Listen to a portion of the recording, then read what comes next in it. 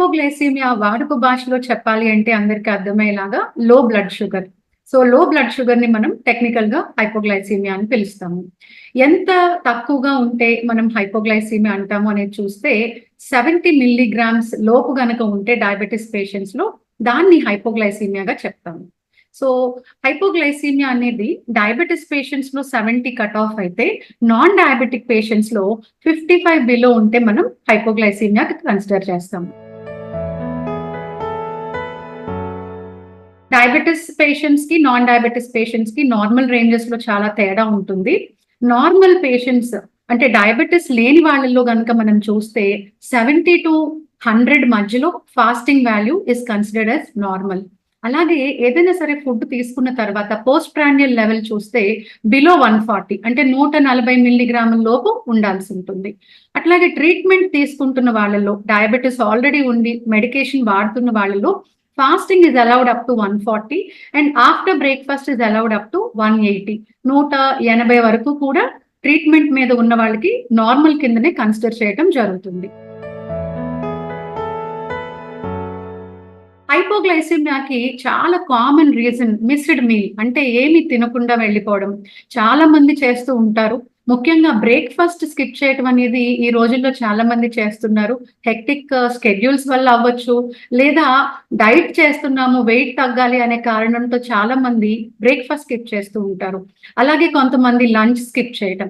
So, హైపోగ్లైసీమియాకి ముఖ్యమైన కారణాలలో missed meal ఒకటి, ఏమి తినకుండా ఉండడం. రెండవది డిలేడ్ మీల్ అంటే ఆలస్యంగా తీసుకోవటం. టైం దాటిన తర్వాత regular time is around 1 PM lunch.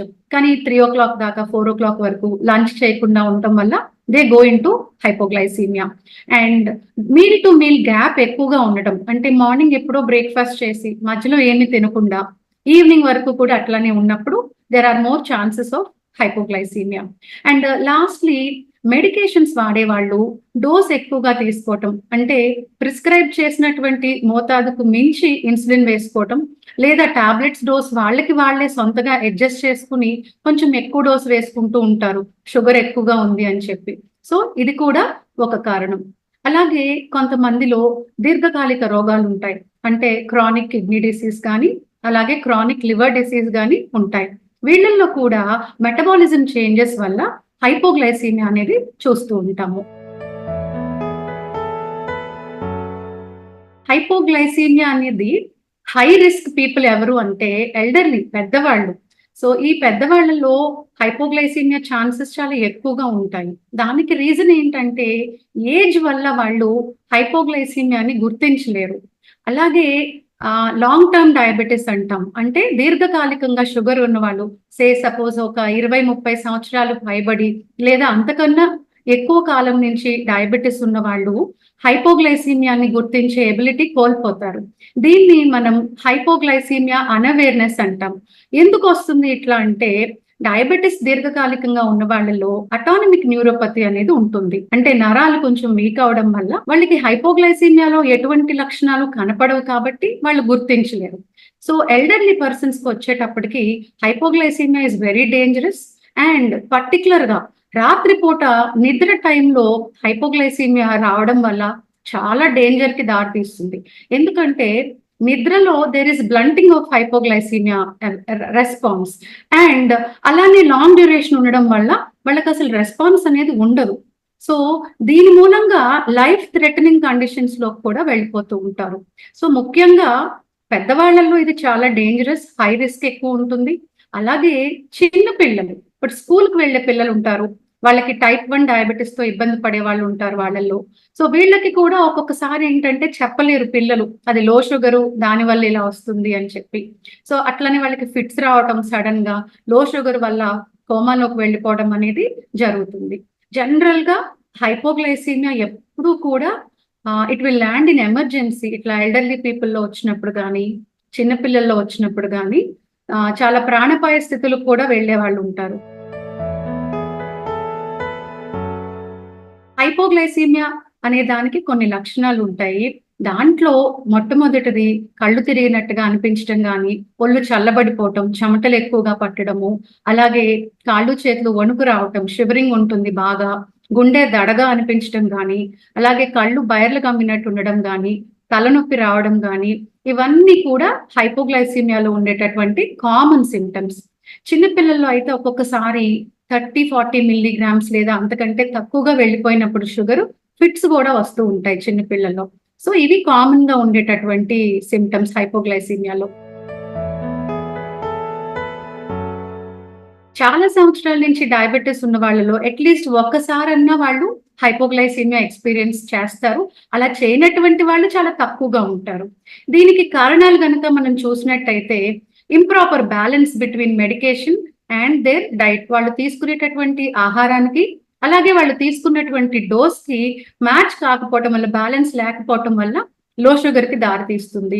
అట్లానే నేను ఇందాక చెప్పినట్లుగా మీల్ టు మీల్ గ్యాప్ ఎక్కువగా ఉండటం, బయట ఉండడం వల్ల ఎక్కువ సేపు ఏమి తినకుండా ఉండిపోతారు.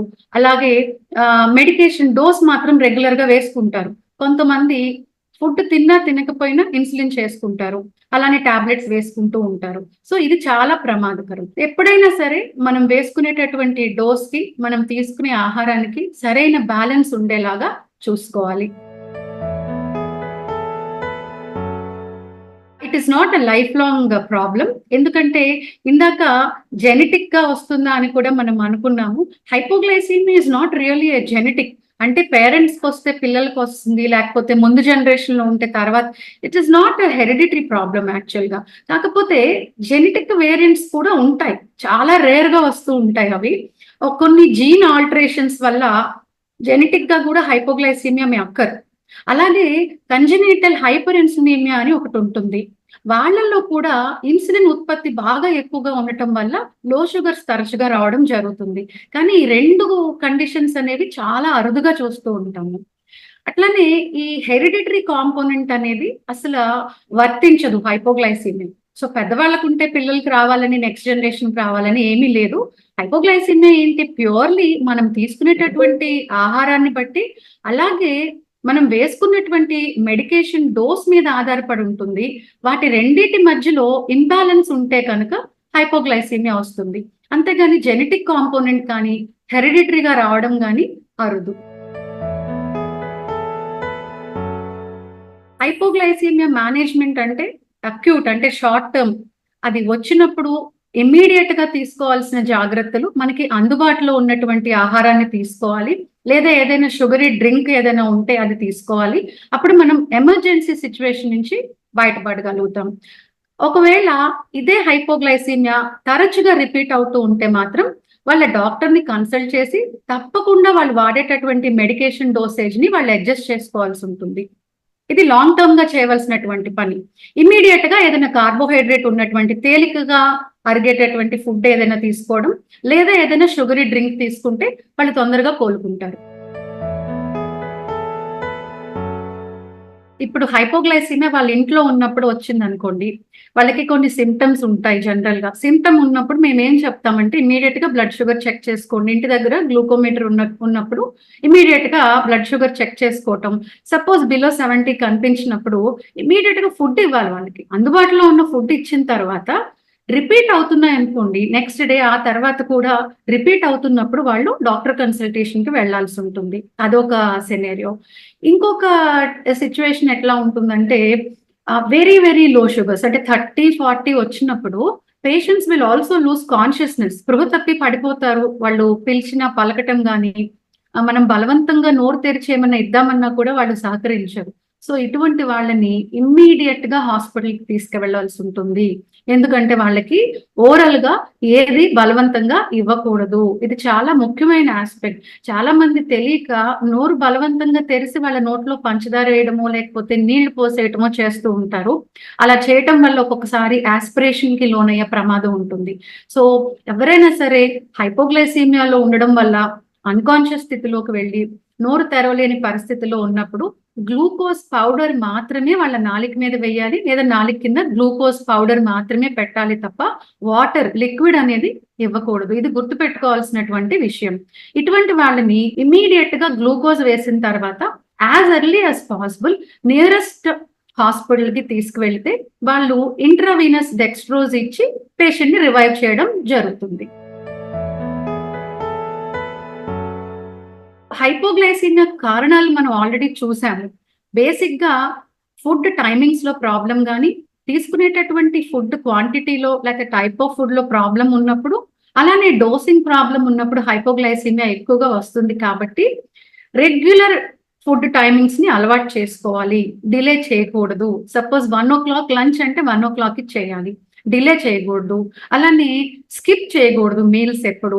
మనం తీసుకోవాల్సిన ప్రికాషన్స్ ముఖ్యంగా ఫుడ్ వైపు నుంచే ఉంటాయి. అండ్ మోస్ట్ ఇంపార్టెంట్‌లీ డోస్ కూడా ప్రిస్క్రైబ్ చేసిన దానికంటే ఎక్కువగా సలహా లేకుండా వేసుకోకూడదు. డోస్ ఎంతైతే వాడాలో అదే వేసుకోవాలి. మేము చాలా మంది ఓపికొచ్చే వాళ్ళని చూస్తూ ఉంటాము. ఒక్కొక్క టాబ్లెట్ వాళ్ళు ఎక్స్‌ట్రా మా అడ్వైస్ లేకుండానే వేసుకుంటారు. దానికి కారణం ఏంటంటే ఇంటి దగ్గర షుగర్ చెక్ చేసినప్పుడు 200 క్రాస్ అయింది కాబట్టి వేసుకున్నాము అంటారు. But that is not right. అలా చేయడం వల్లనే కొన్నిసార్లు they will go into hypoglycaemia. So food timings follow అవ్వడం, మెడికేషన్ కరెక్ట్‌గా వేసుకోవటం అనేది చాలా important. And second aspect I would like to emphasise here regular follow ups. క్రమం తప్పకుండా డాక్టర్స్ దగ్గరికి వెళ్ళి కన్సల్టేషన్ తీసుకుంటూ ఉండాలి. మోస్ట్ కామన్ మిస్టేక్ ఏం జరుగుతూ ఉంటుంది అంటే, మనం రాసిచ్చినటువంటి medication whether it is tablet or insulin వాళ్ళు ఇయర్స్ టుగెదర్ వేసుకుంటూ ఇంటి దగ్గర ఉండిపోతారు. మధ్యలో షుగర్ చెక్ చేసుకోకుండా, కన్సల్టేషన్స్ కి రాకుండా సేమ్ మెడిసిన్ రిపీట్ చేయటం వల్ల కూడా కొంతమంది హైపోగ్లైసీమియాలోకి వెళ్తూ ఉంటారు. ఎందుకంటే బాడీ లోపల మెటబాలిజం అనేది కంటిన్యూస్ ప్రాసెస్. సో రోజు ఒకేలాగా మన షుగర్ లెవెల్స్ ఉండవు. ఒక పర్టిక్యులర్ పీరియడ్ దాటిన తర్వాత మారుతూ ఉంటాయి. కాబట్టి షుగర్ లెవెల్స్ కి అనుగుణంగా మనం కూడా మన డైట్ ని గాని, మన డోసేజ్ ని గాని అడ్జస్ట్ చేసుకుంటూ ఉండాలి కానీ ఎప్పుడూ ఒకటే డోస్ లో ఉండకూడదు. This is also very important.